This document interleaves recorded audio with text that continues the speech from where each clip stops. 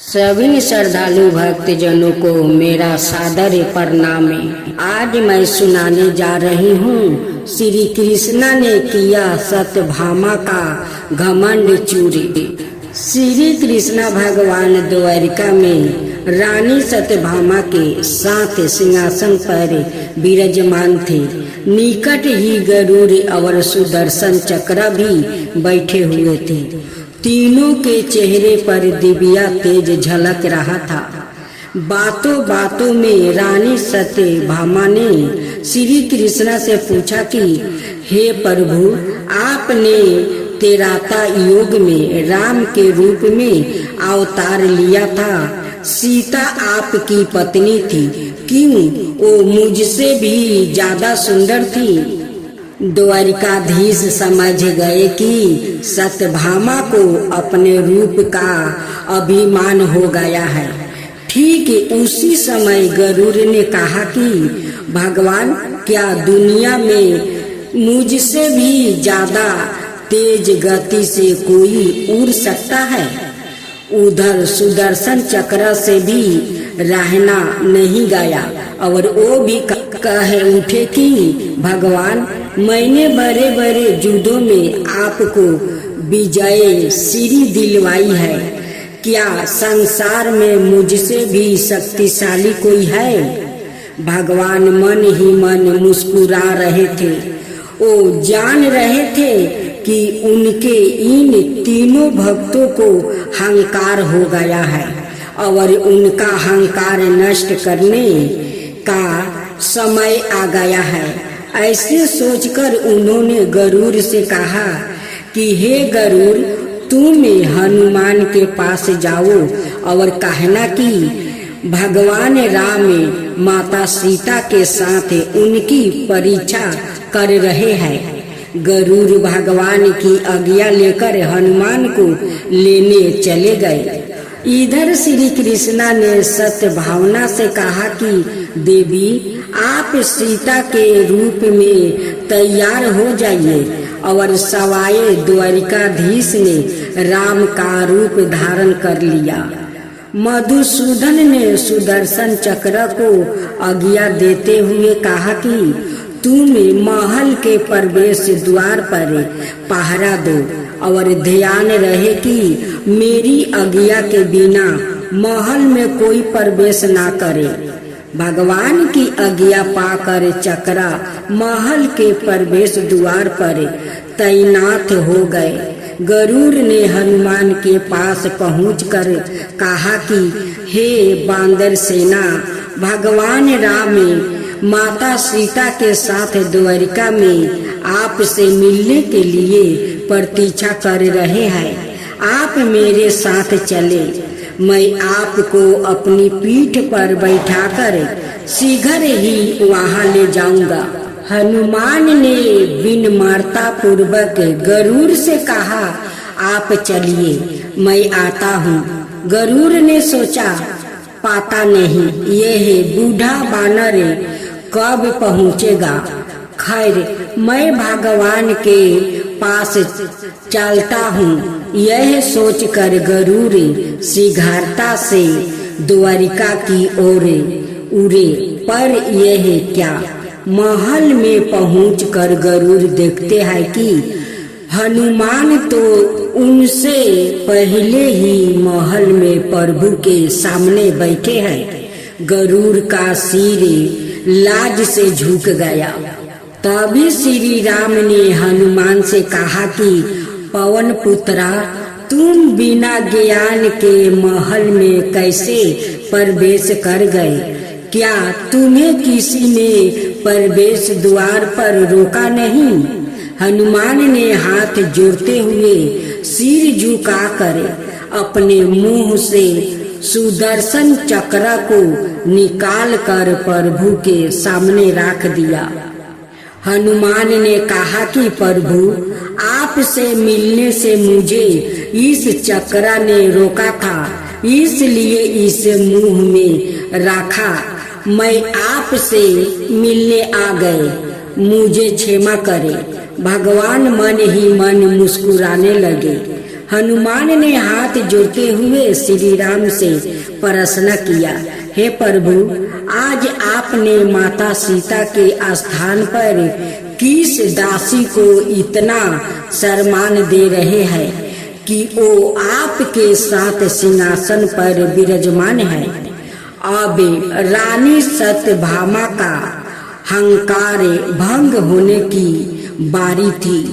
उन्हें सुंदरता का अहंकार था जो पल भर में चूर हो गया था। रानी सत्यभामा, सुदर्शन चक्र और गरुड़ जी तीनों का गर्भ चूर चूर हो गया था। वो भगवान की लीला समझ रहे थे।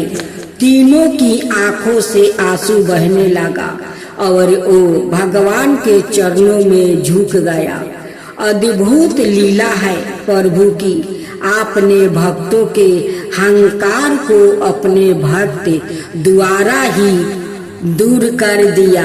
उन्होंने सारा जीवन में कभी भी अहंकार नहीं करना चाहिए। जरूरी नहीं है कि आज जो आपके पास है वो कल भी होगा। आपने अंदर जरा सा भी अगर अहंकार आने लगे तो सवाए ठाकुर जी हमसे दूर हो जाते हैं। ठाकुर जी को निस्वार्थ भक्तों की ही जरूरत है, अहंकारी की नहीं। अब दूसरी कथा, जब सत्यभामा ने किया श्री कृष्णा का मोल।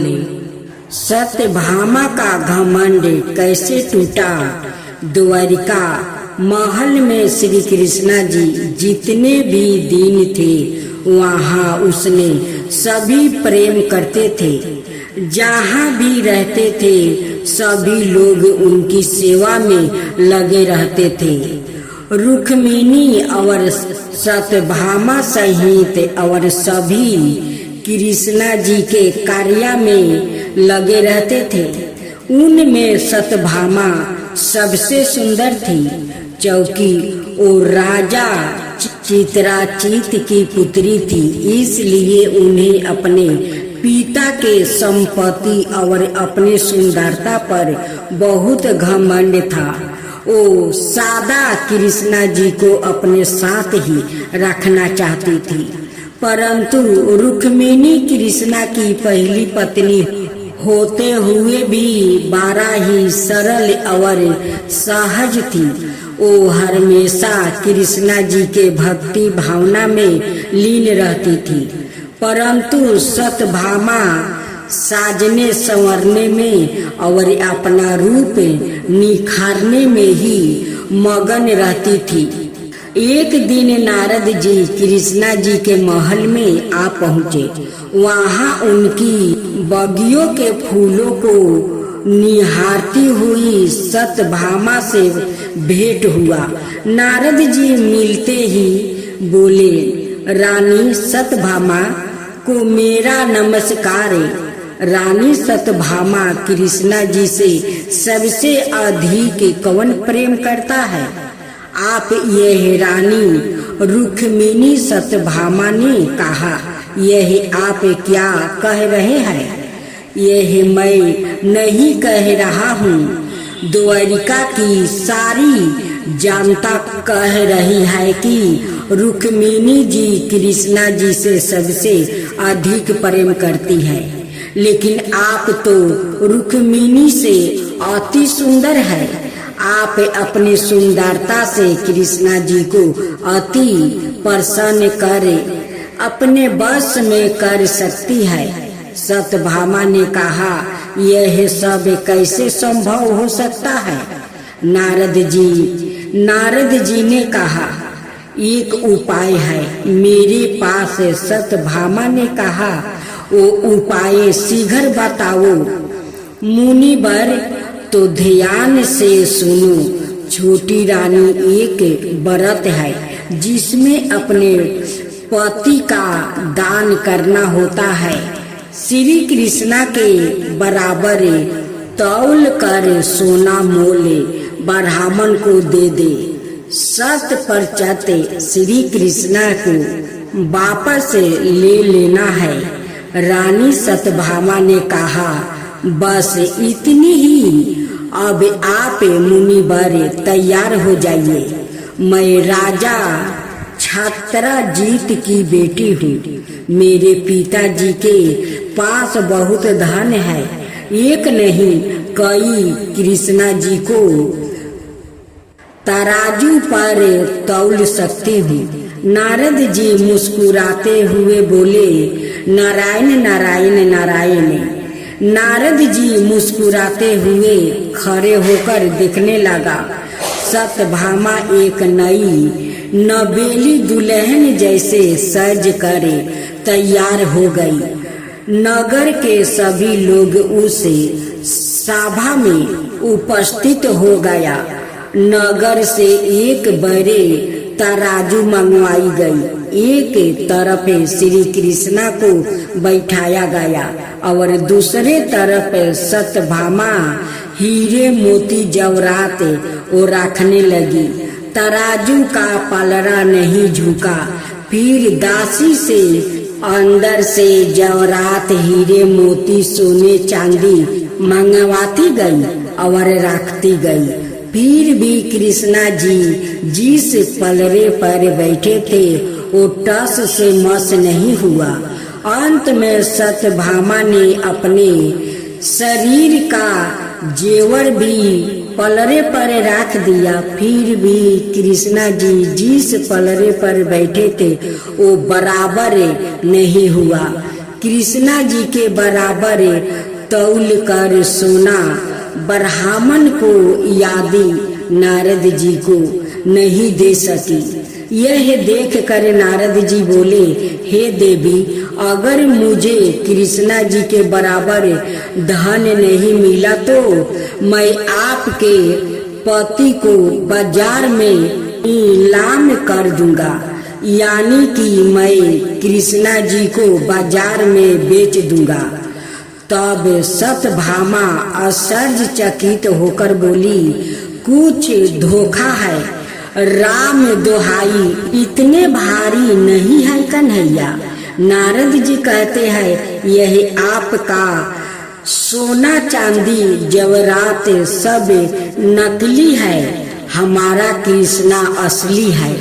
उसके बाद नारद जी कृष्णा जी को बाजार में नीलाम करने के लिए लेकर जाने लगते हैं। यह देखकर सत्यभामा रोने लगती है और नारद जी से हाथ जोड़कर विनती करने लगती है, हे मुनिवर, आप मेरे शाम को नीलाम ना करें, मैं आपके पाँव पड़ती हूँ, कृपाए आप मुझे बदनाम ना करें। उसके बाद सत्यभामा कहती है, हे मुनिवर, अब आप ही कोई उपाय बताओ।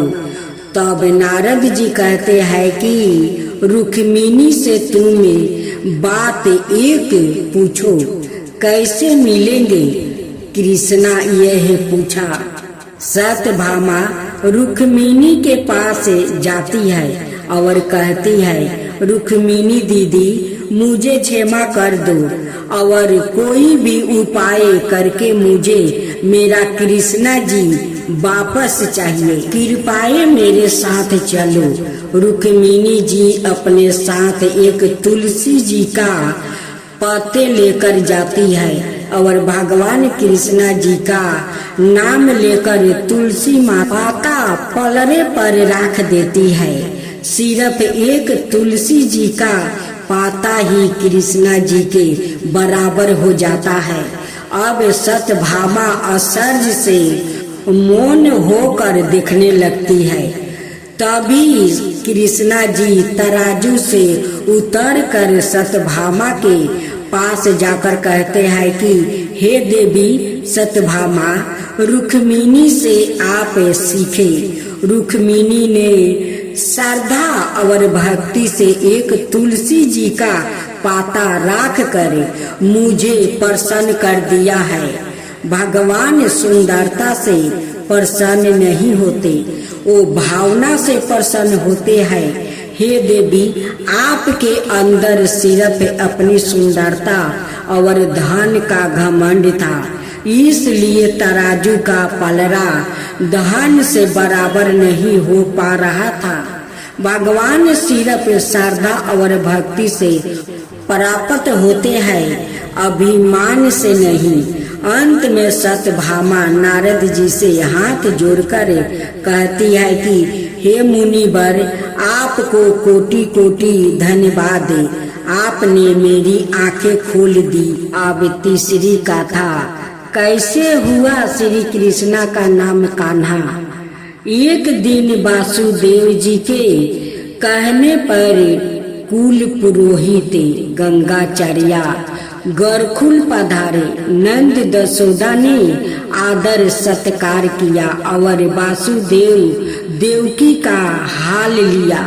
जब आने का कारण पूछा तो गंगाचर्या ने बतलाया है, पास के गांव में बालक ने जन्म लिया है, नामकरण के लिए जाता हूँ। बस रास्ते में तुम्हारा घर पड़ता था, सो मिलने को आया हूँ। यह सुनकर नंद दशोदा ने अनुरोध किया, बाबा, हमारे यहाँ भी 2 बालक ने जन्म लिया है, उनका भी नामकरण कर दो।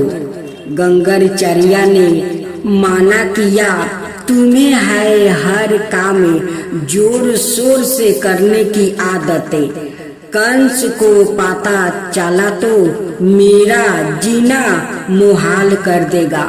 नंद बाबा कहने लगे, भगवान गौशाले में चुपचाप नामकरण कर देना, हम ना किसी को बताएंगे। गंगाचर्या तैयार हुआ।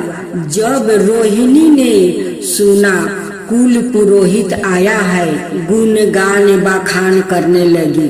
दशोदा बोली, गंगर इतने बड़े पुरोहित है, जो ऐसा करो आपने बच्चे हम बदल लेते हैं।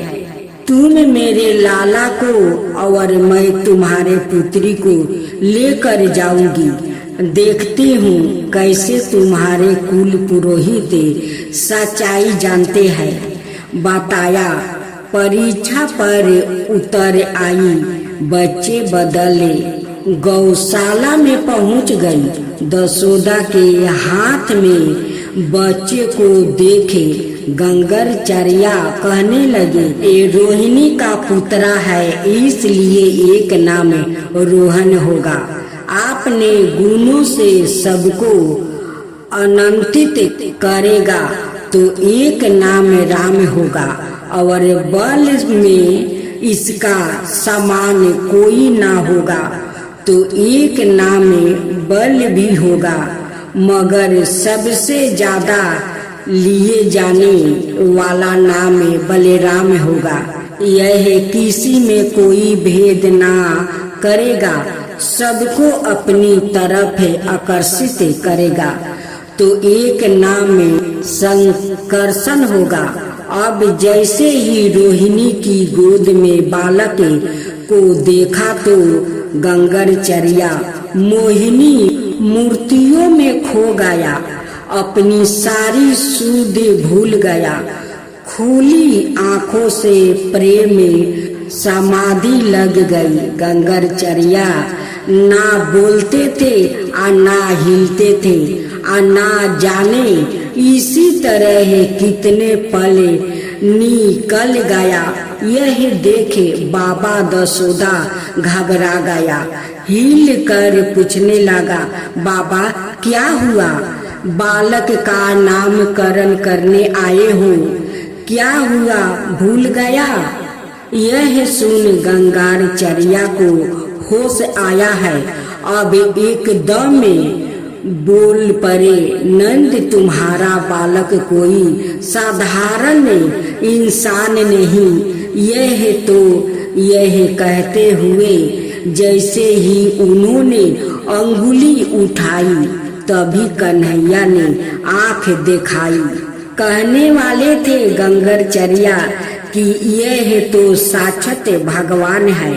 तभी कान्हा ने आंखों में गंगरचर्या को धमकाया है, बाबा मेरे भेद नहीं खोलना, मैं जानता हूँ बाबा यहाँ दुनिया भगवान का क्या करती है, उसे पूज कर अलमारी में बंद कर देती है, और मैं अलमारी में बंद होने नहीं आया हूँ, मैं तो माखन मिश्री खाने आया हूँ।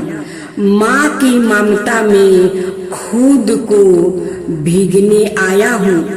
अगर आपने भेद बतला दिया मेरा हाल क्या होगा, यह मैंने तुम्हें समझा दिया है।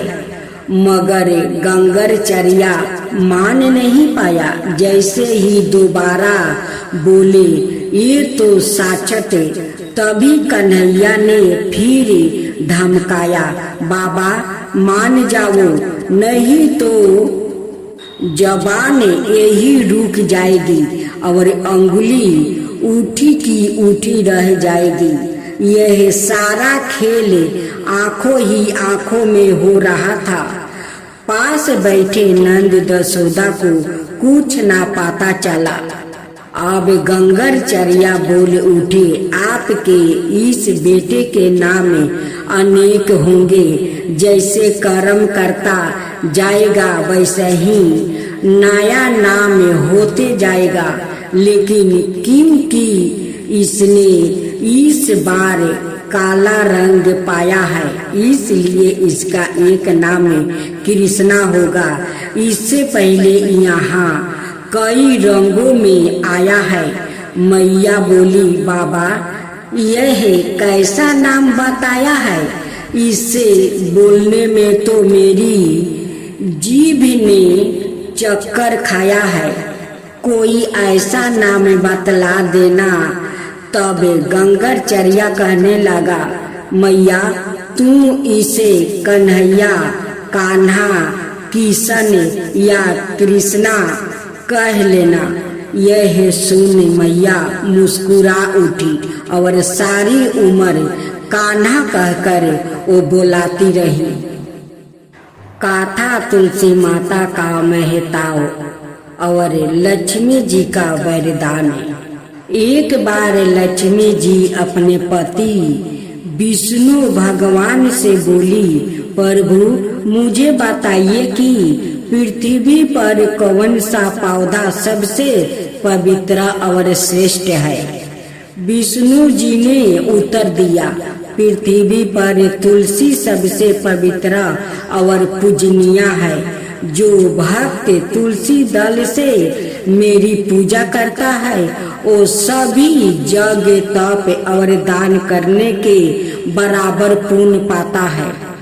तब लक्ष्मी जी ने तुलसी माता को आशीर्वाद दिया, हे तुलसी तुम मेरे सामने पूजनीय हो, तुम्हारे बिना मेरी भी पूजा अधूरी है। जिस घर में तुलसी का पौधा होगा वहाँ दलिद्रता, कलह और नकारात्मक शक्तियाँ प्रवेश नहीं कर सकती है।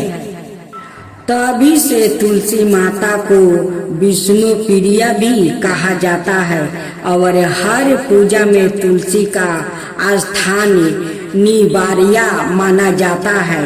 इसलिए तुलसी माता का केवल एक पौधा नहीं बल्कि धर्म, शुद्धता और समृद्धि की प्रतीक है। अब तुलसी माता की दूसरी कथा था। प्राचीन काल में जब देवताओं और असुरों के बीच समुद्र मंथन हुआ, तब उसमें से बहुत सी दिव्य वस्तुओं निकली। अमृत कलश के साथ साथ कई रत्न और आभूषणों भी समुद्र से प्रकट हुआ। उसी समय एक दिव्य पौधा प्रकट हुआ जिसे सभी देवताओं ने देवी तुलसी के रूप में स्वीकार किया। भगवान विष्णु ने सवाए कहा, यह तुलसी माता धरती पर धर्म की रक्षा करेगी। बिना तुलसी के मेरी पूजा अधूरी होगी। तुलसी दल मुझे अत्यंत प्रिय है। जो भक्त तुलसी का दल और पाता अर्पित करेगा वो मेरी शरण में रहेगा। तुलसी माता के प्रकट होते ही सारी दिशाएं सुगंधित से भर गई। देवताओं ने तुलसी को प्रणाम किया और ब्रह्मा जी ने कहा, हे तुलसी, तुम केवल एक पौधा नहीं हो बल्कि लक्ष्मी का ही रूप हो। तुम्हारे बिना संसार में कोई भी शुभ कार्य पूरा नहीं होगा। तुलसी माता ने देवताओं से वचन लिया कि जहाँ जहाँ मेरा पास होगा वहाँ वहाँ पवित्रता, लक्ष्मी और विष्णु का वास होगा। जिस घर में तुलसी का पौधा नहीं होता वहाँ दरिद्रता, रोग और कलह का वास होता है। तुलसी जल के बिना कोई भी पूजा, यज्ञ या अनुष्ठान पूरा नहीं माना जाता। तभी से तुलसी माता को घर घर में स्थापित किए जाने लगा। विवाह, संतान, धन और स्वास्थ्य की प्राप्ति के लिए लोग तुलसी की पूजा करने लगे। कार्तिक मास में तुलसी विवाह और प्रतिदिन तुलसी की परिक्रमा से असीम पुण्य मिलता है। तुलसी केवल एक पौधा नहीं है बल्कि धर्म, भक्ति, शुद्धता और समृद्धि की जीवित देवी है। तुलसी माता को प्रणाम करने से घर में सुख, शांति और भगवान विष्णु की कृपा बनी रहती है। जय जय तुलसी माता, जय जय तुलसी माता, सब जग की सुखदाता वरदाता। जय जय तुलसी माता, जय जय तुलसी माता, सब रोग के ऊपर, सब रोग के ऊपर रुझ से राजा करके भाव तराता। जय तुलसी माता, रुझ से राजा करके भाव तराता। जय तुलसी माता, बाहु पुत्री है सलामा, सुरबल है गारामा, विष्णु प्रिया जो तुमके सेवे सोनर तर जाता। जय जय जय तुलसी माता, जय जय जय तुलसी माता।